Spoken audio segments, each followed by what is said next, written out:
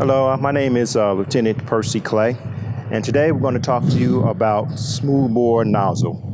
A little history about the smoothbore nozzle. This was one of the first nozzles that came into firefighting. Design is pretty simple. There are no moving parts. There are no springs or anything like that. So it's a pretty simple design. There's a handle here to open and close. So it's pretty simple. Dr. Charles Olson, he also invented the fog nozzle back in 1863. And a little while after that, a Coast Guard commander by the name of Lord Layman, he came up with an indirect attack or using a fog nozzle.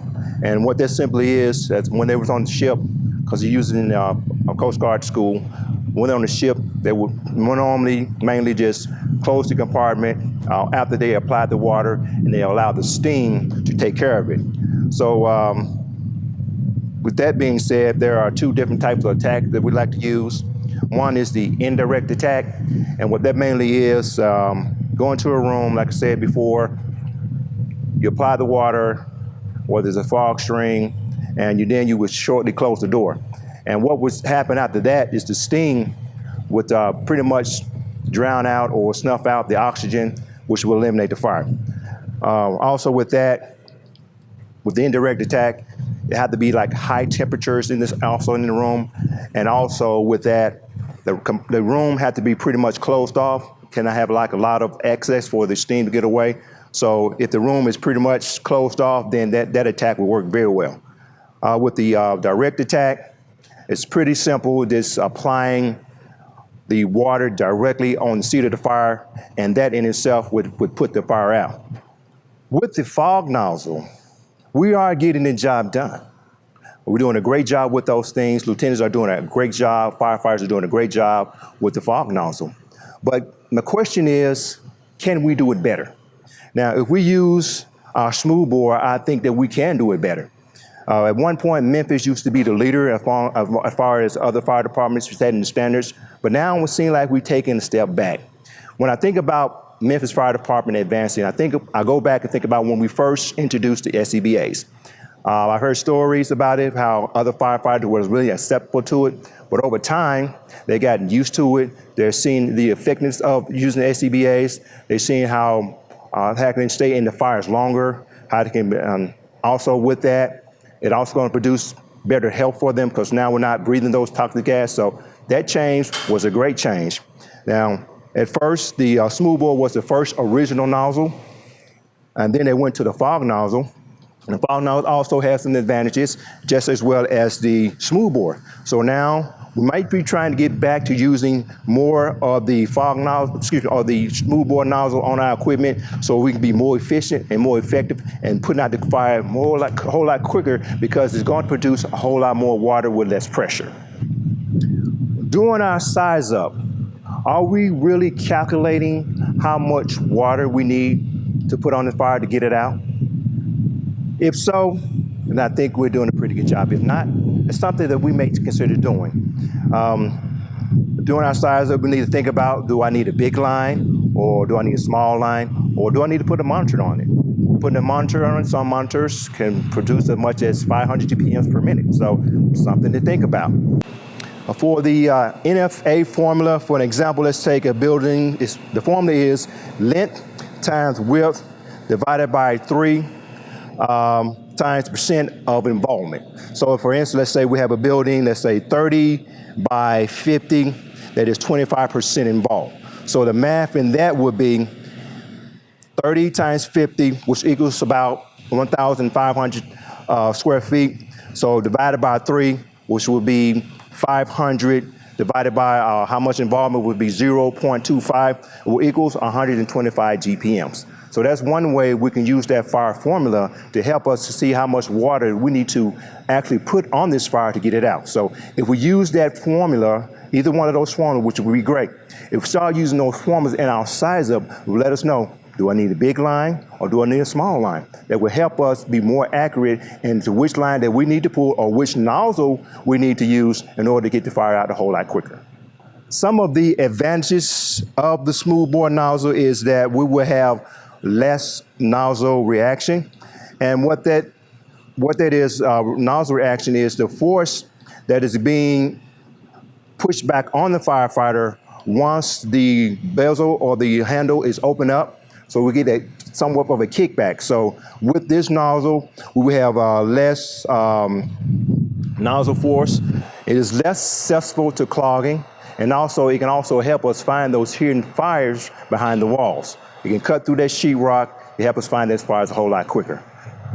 Also, another advantage is we can have the same GPM with less nozzle pressure. This one in particular, the nozzle pressure of 50, GPM flow would be like 185. So great tool, great advantages. They say we can pump less at the pump, less pressure at the pump, but producing a little bit more, even more water. And also the longer, let's say the longer our lay is, then you can see, especially on our pump panel, how the fog nozzle, especially the 15-16 tip inch and 3/4 line, we can see how it's catching up with that, with pumping the same amount of water, but with less pressure being at the pump. Now let's talk about a few of the disadvantages. It is more susceptible to kinking. One of the reasons for that, because the line doesn't want to be as rigid as it is, because it's not pumping that much water. Also, it's a quicker depletion of our water. So we got to be very careful in watching that. And also, if we're using, let's say, a smoothbore nozzle on a 2.5 inch with an 1 1/8 tip, it's going to be a little bit heavier, about 100 pounds per 50-foot section. So using a smoothbore nozzle with that size of line, going to call for some work, but with some technique, we can overcome that, and we can move this line as quickly and efficiently as we need to.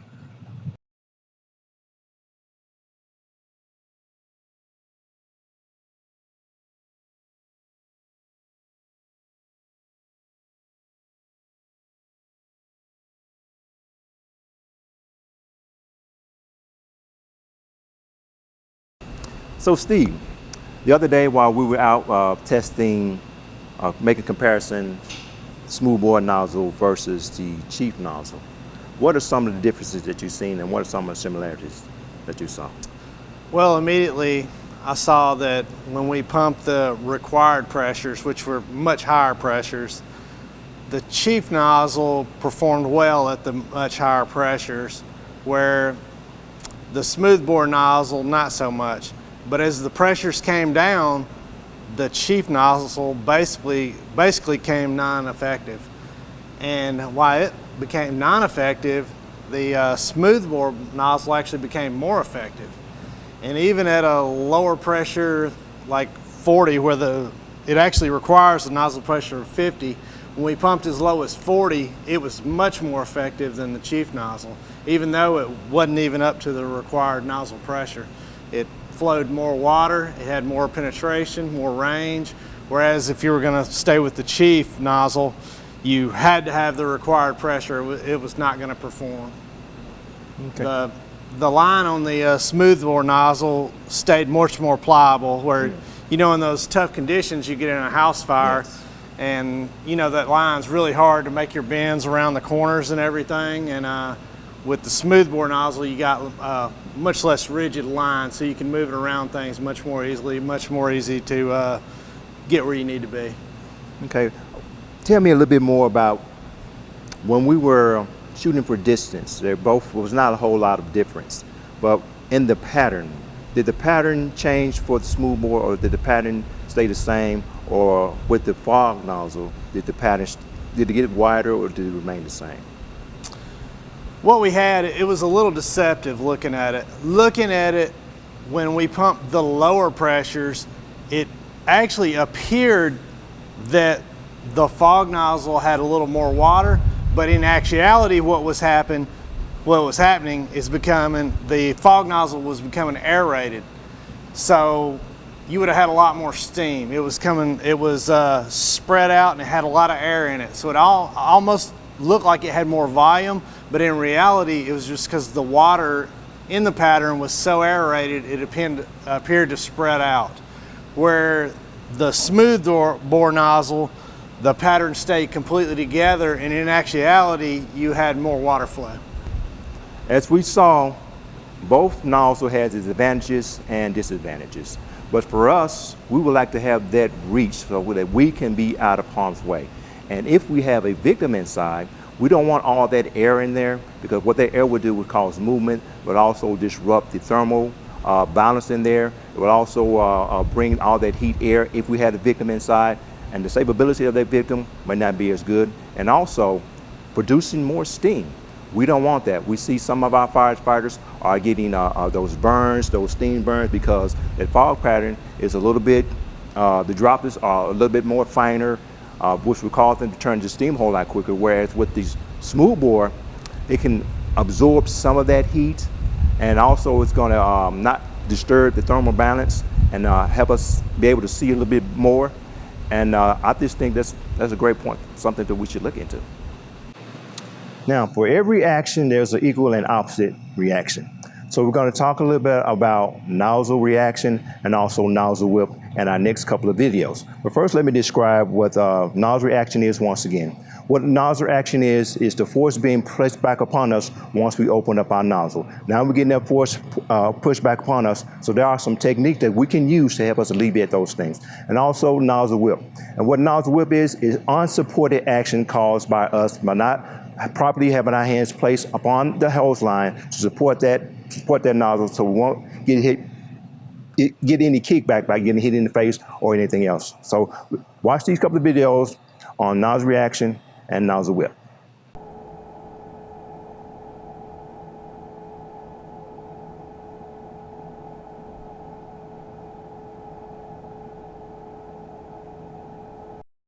I'm Brian Brush, and we're getting down to the brass tacks and hard facts of nozzle whip.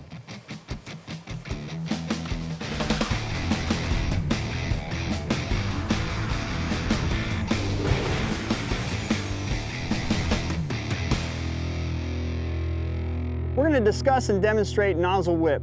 Nozzle whip is pretty much a slang term for unsupported nozzle reaction. For every action, there's an equal and opposite reaction. The action of the volume of water leaving the nozzle under pressure creates a force back on us. That's the nozzle reaction. That nozzle reaction is transmitted through this nozzle. The nozzle has mass and it's rigid all the way back to this coupling.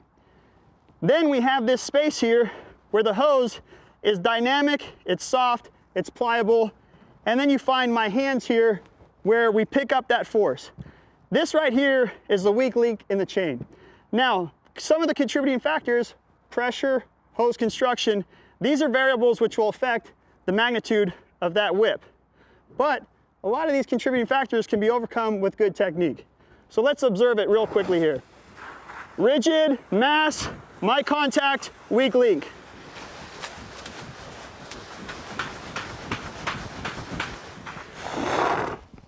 In a controlled environment with minimal movement, you can see that starts to develop. Under more dramatic activity or increased pressures, this has the potential to be magnified through those counter reactions and slap the operator in the face. On the 1 3/4 line, with the smaller trunk, we need to choke up on our operation and support it completely. By having my fingers forward, I'm taking that rigid system and providing a spine down the line, down my hands, and back into my body where that nozzle reaction is received. So let's observe it in action. We're gonna again choke up on it, support, continuous spine all the way back. You'll see we now have rigidness in the nozzle, the coupling, supported that by that spine, nozzle reaction being transmitted back down those hands, into my arm, into the leg, and down into the ground.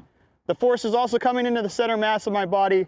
Again, we've eliminated that whip by completely supporting the nozzle reaction. Open up, support.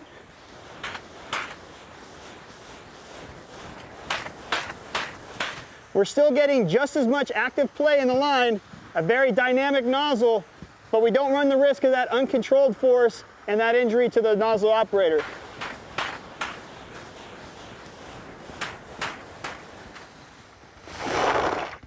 Transitioning from a position like this to using our leg as a clamp or pin, nozzle reaction needs to be supported as well. I come to a position where I'm taking that nozzle reaction into the ground by using my leg as a pin. We don't want to be back here leaving that weak point where we have that nozzle whip created. With the 1 3/4 line, it's important for us to just choke up a little bit, provide that continuous support. We'll still get a dynamic line, active nozzle. We just won't run the risk of that uncontrolled reaction.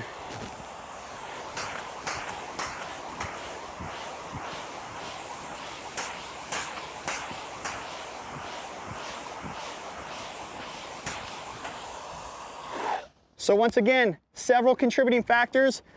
The attack package is a complete system. Hardware, software, and humans. Let's try to overcome any variables with good technique and sound practice and training, and not just find a scapegoat.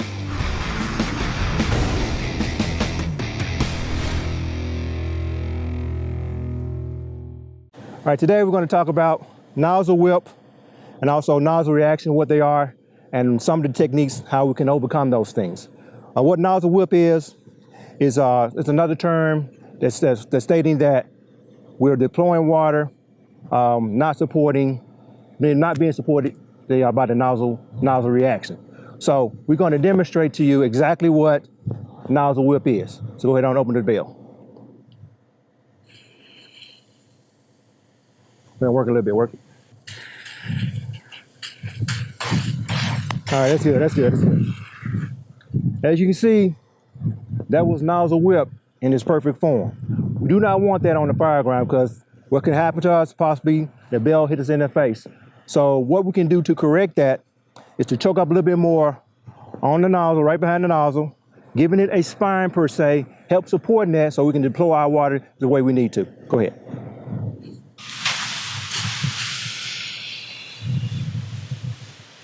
I know out in the field that we have the nozzle grip, so pretty soon we're going to get those nozzle grips for our smoothbore nozzle. I hope they'll be introduced to the field, and we're going to talk about later on some of the advantage and the disadvantage of a smoothbore nozzle versus the fog nozzle. So how we corrected that is by choking up a little bit more upon the nozzle, or behind the nozzle, giving it some support so we can go ahead on and deploy our water the way we need to. What nozzle reaction is when the force of water is being pushed back down upon us. So one of our first stands we're going to demonstrate is the Tanaka stand, all right? So with his hand about a foot behind the nozzle, he's going to hold the nozzle close to his hip, a good wide stand to help support him. So once he turns on the nozzle, he's had to get ready for the nozzle reaction. So you're going to lean forward just a little bit, get ready for the pressure to come to you. Going to open it up. Go ahead and work it. Work the nozzle. As you can see now, he has great control of the nozzle. He can do what he needs to do. Now you can see the nozzle actually being transferred down to his body, going down his leg, going back down through the line. So that's what we want. That's our first handle, the Tanaka grip. For our next technique, it's called the low pro. Our hands will be stationed about a foot behind the nozzle, while the other one will be on the bezel. Our legs will be crossing over the line to help take control of the line. Go ahead and open your mouth. Work it, work it, work it, work it. All right, so it goes out. It's good. Now, in the modified version of that, if the leg is on the ground, she's going to kick it out. Her knee will be pointing toward the fire. The outside leg will be up and over the line, clamping it down so she can have control of the line. Go ahead.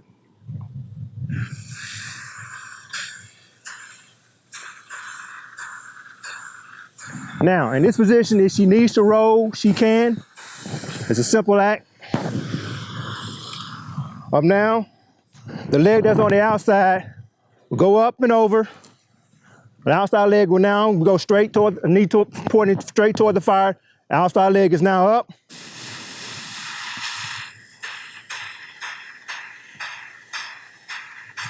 That's good.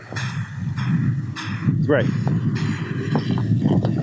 Now that one is called the low pro and the low pro modified. The next technique is called pinning the line.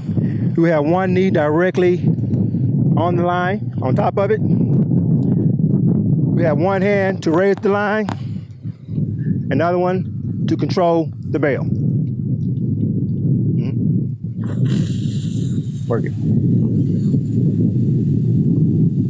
Okay. That technique is called pinning the line. Our next technique is called the clamp. What she would do, she would put her anchor directly over the line. She would then sit on her ankle. One hand will raise the line. One hand raise the line. The other one would control the bail. Go ahead. Work just a little bit. That's fine. For our next technique, it's called the modified clamp. It's similar to the clamp. Only thing different, this time he's going to place his ankle underneath the line. One hand will be about a foot or two behind the line to support it and raise it, while the other hand will control the bail.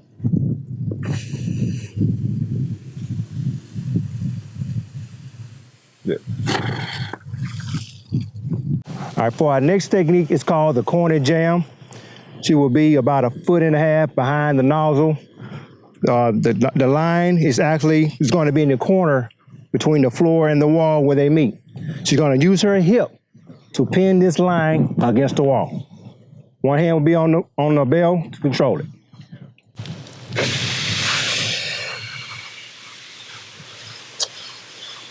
For our next demonstration, we're going to talk about different ways how to carry a big line if we decide to use a 2.5 inch with a smooth board. This carry is called over the shoulder carry. He will place the line over his shoulder. His outside hand will pull down, creating a little tension on the nozzle so he can have that tension right there, also cause some friction so he can move the line inside the building. Go ahead. Pull down and just crawl. For our next carry, it's called the clamp carry. So you're going to go ahead and get into the clamp. One hand is going to pin the nozzle to her body. Outside hand is going to be on the outside. She's going to use her hips to thrust forward to advance the line.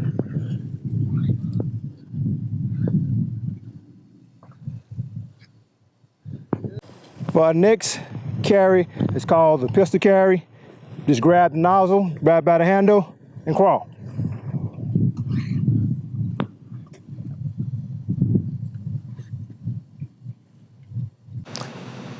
So why consider using a smooth bore nozzle? First of all, we talked about a few things. Just share with you with some of the techniques that we can use to help us deploy our lines, help us hold our lines. Also, I have a few more that we're going to show you. And also, it's going to decrease the chance of disturbing this thermal balance, and also going to have us help us have more vision into the building because we're not disrupting the thermal balance. And also, if we have any victims inside, it won't hurt them as well by destroying or disrupting that thermal balance, causing all that heat and smoke to come down upon them, okay? So watch this video right here. It's gonna show you just that, okay?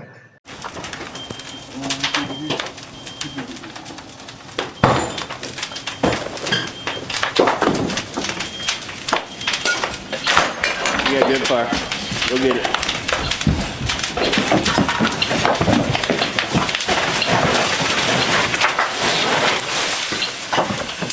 They maintain visibility.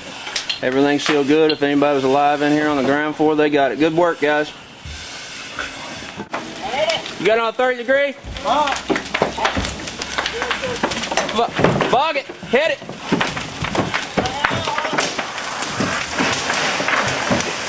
Watch the thermal balance drop to the floor. Anybody inside just got in the middle of that smoke. Good work, guys.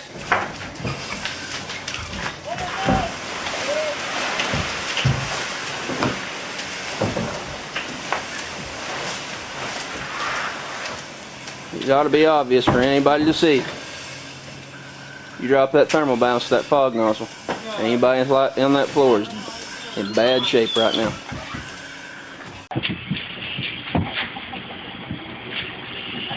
Hey, that's pretty good fire right there. That's hot. You okay? Hey, when the fire become hot, you never knew that.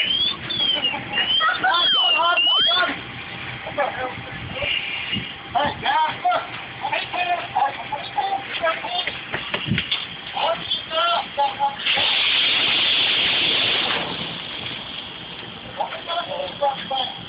Back up, back up.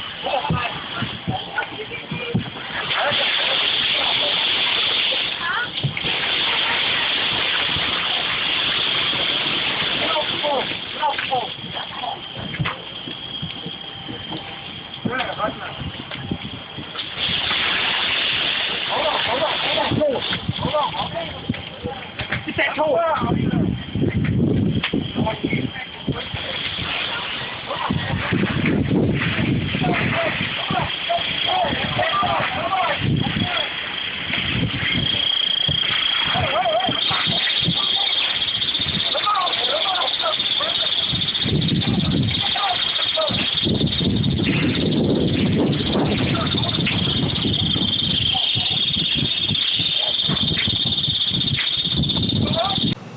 Now I want to talk to you about airflow. Whenever we open up a smoothbore nozzle or even a fog nozzle, some type of airflow is going to take place inside that room. With a fog nozzle, the more that we fog it, the more air movement we will have. With a smoothbore, there will be less movement than the fog. So watch this video right here. It's going to teach you a little bit more about airflow. I'm Jerry Knapp. I'm going to give you the brass tacks and hard facts about how the air movement caused by your nozzles affects your fire attack process.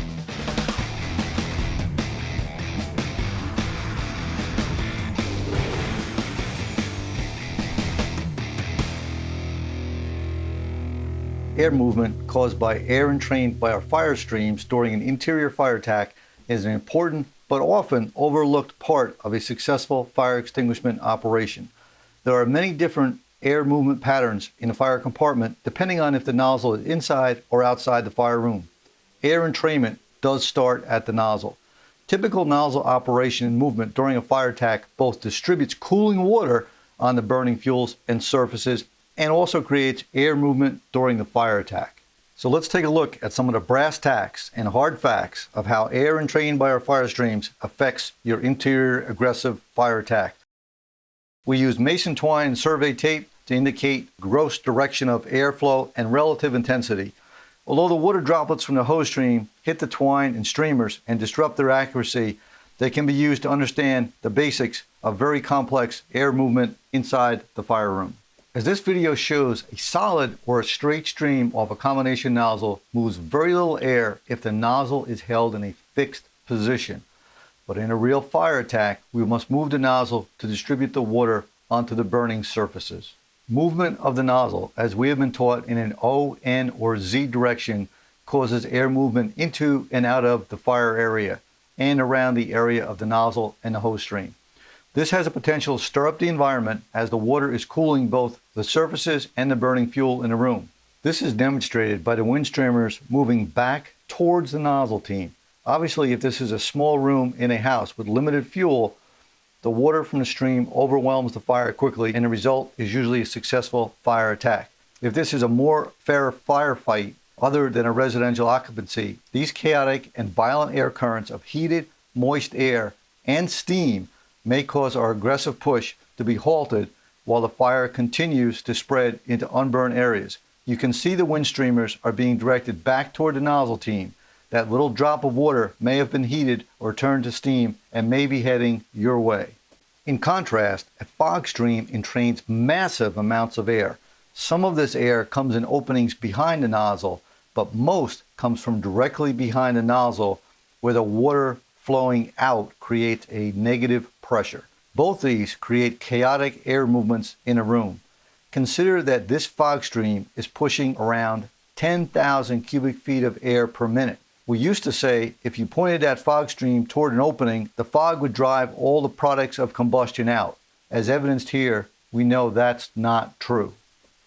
Let's take a typical room in a house, 12 foot by 16 foot by 8 foot high. It contains 1,536 cubic feet. If our solid or straight stream is moving 7,000 cubic feet of air per minute, it will cause air currents similar to those shown here. Your solid or straight stream operated in an O, N, or Z pattern has the energy to move the entire volume of air in that room and the heat and products of combustion it contains in 15 to 20 seconds. If you have a vent opening ahead of the hose line, moving a lot of air and stirring up the fire environment, the simultaneous extinguishment and cooling and the movement of that heat and products of combustion out the window is good and good for your fire attack. If there is not a vent ahead of you, the less air you stir up, the better. Here's an interesting demonstration of how much actual energy and how powerful the air is entrained by your hose stream really is. There is enough energy transferred from the pump to the stream to move the nearby air fast enough, hard enough, and consistently enough to break the surface tension of the water, cause it to form a water spout as shown here. Our fire stream contains a large amount of energy and can have a huge impact on the fire environment. Consider the following data recently published by Underwriters Laboratories. The title of the research is The Impact of Fire Attack Utilizing Interior and Exterior Streams on Firefighter Safety and Occupant Survival. As this bar graph shows, the air movement caused by one type of nozzle held stationary and then the same nozzle moved in a typical fireground fashion shows vastly different amount of air movement. It shows that our commonly used nozzles and fire tech techniques move considerable amounts of air inside the fire compartment. So what do all these hard facts mean to us on the fire ground? First, we must always consider the massive amounts of air our fire streams have on the fire attack process while inside the fire compartment, with special consideration toward the ventilation condition. Second, we can see in these very simple tests that a solid or straight stream being moved in the patterns we have been taught have similar air movement volumes to that of a fog stream. And third, when your fire stream ends on a far wall, it will create certain air movement patterns. When you move that across the wall and the stream goes out a window or door, those air movement patterns change drastically. It is also important to apply these air movement facts to our training. Training fires deceptively allow firefighters to get inside and then open the nozzle. Opening the nozzle deep inside the fire compartment in a real fire may produce really bad results. Consider using the reach of the hose stream to cool the room, knock down the fire, and prohibit full room involvement. Consider also revising your training based on these facts. Air entrainment by hose streams and air movement inside a fire compartment, as we have seen, is not simple. There are many variables that make air movement during a fire attack very complicated. Understanding these will help keep you safe on the fire ground.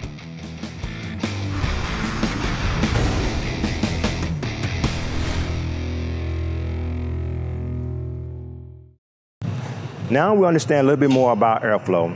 We're going to show you a couple of techniques that can help us move a 2.5 inch line with a smoothbore nozzle, 1 inch and 1/8 tip. Two men can actually move this line. Also, one man can move this line with the proper techniques. So with these techniques, you have to practice these techniques in order to perfect them, just like anything else. So we are tactical athletes, so we have a job to do. So with practice, we can accomplish this goal. So watch these videos, and we can see how we can improve on some of our tactics on moving a 2.5 inch line with our smoothbore nozzle, 1 1/8 inch tip.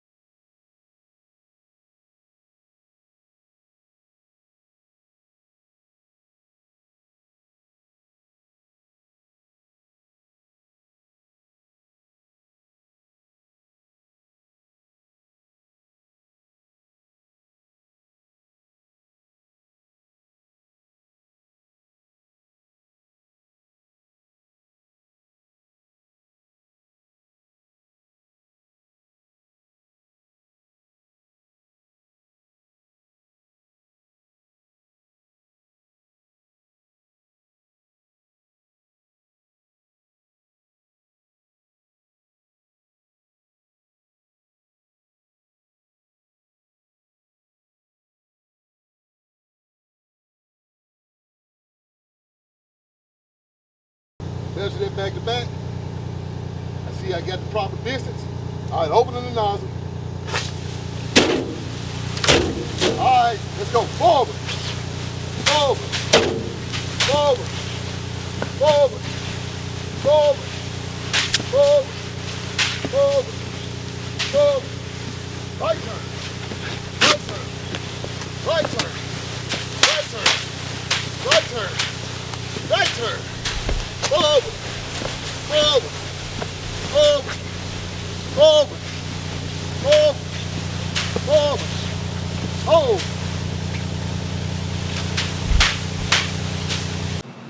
Thank you once again for watching these videos. Remember to try to practice these tactics if you possibly can. If not, then once you come out here, we're going to practice those things and try to be efficient in what we do. Like I said, smoothbore nozzle has a great advantages for us. It has that reach, it has that penetration, it doesn't disturb the thermal balance. It's great for any victims that may be in the building. So the smoothbore nozzle has its place in the fire department. So let's change our mind, change our thinking. Let's be positive about this because change is coming. So let's be positive about these things. Until I see you next time, have a wonderful, great day. Once again, Lieutenant Percy Clay.